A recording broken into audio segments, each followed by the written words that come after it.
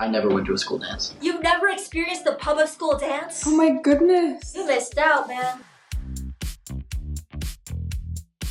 Hi, I'm Lynn, and these are our firsts. Ooh, are you guys ready to hear our first? The first time I got in trouble was when I drew all over my parents' bedroom walls with markers, and then I dragged my brother into it. I drew on his face, and then I made him draw on my face, and it did not wash out for days. She's an artist. She's just being creative. I'm here for it. I was babysitting my younger sister, and for some reason I decided to cut her hair, and she had like this long, beautiful hair, so I don't know why I decided to do that. Me and Grandma were not on good terms for a while. I would just like show up late to class a lot, and I was the girl that was like showing up late to class with like a Starbucks Frappuccino. I mean, if it's a Frappuccino, I would 100% do the same. What flavor? Caramel Frappuccino. Ah, that's so good. My first school dance was in middle school, and it was in 7th grade.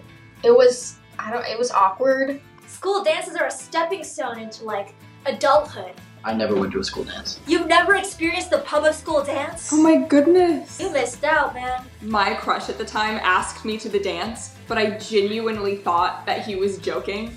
Like, I really thought that he was like just kidding, so I was like, oh yeah, like haha. And I didn't find out until after the dance that he was being totally serious, and I was like, I blew it. But I still had fun. Nobody really knows how to dance, so there's always that one kid in the middle of the dance circle just doing backflips and stuff. Everybody just kind of bounced up and down like this. We need to like throw a dance just for Ty, because you missed out. You have to have a school dance. We could all FaceTime and put on like party hats and Yeah.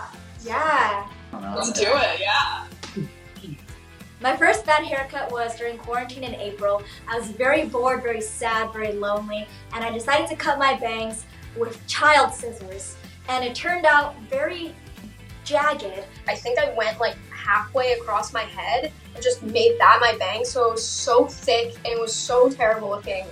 And it took so long to grow out. There was this time when I was a kid and I thought that it would be a fantastic idea to shave off my eyebrows.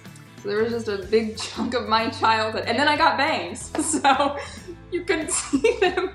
I went to this barber shop and I thought it'd be really fun to do like a spiked up hair look and, you know, make everything even and neat. Let's just say that I had a pretty big bald spot in a place where he, you know, At one of these sleepovers that I had with my friend, Georgia, we decided to watch an episode of Teen Wolf.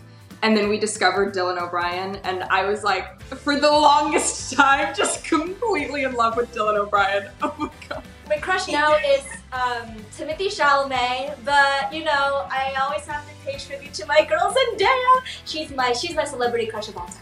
Acting-wise, my first huge win was when I found out that I booked Matilda on Broadway. I think I found out and I was in like a diner on Halloween and I was just ecstatic. I think that was probably the first time that I realized that like this is something that I could do. When I was 9 years old, I went to an open call of The King and I, the Lincoln Center revival, and I went through 5 rounds of auditions before I booked the part, and that was my first ever professional job.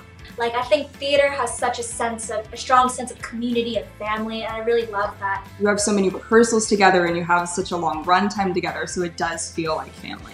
We hope you enjoyed hearing some of our firsts, and don't forget to check out A Babysitter's Guide to Monster Hunting on Netflix.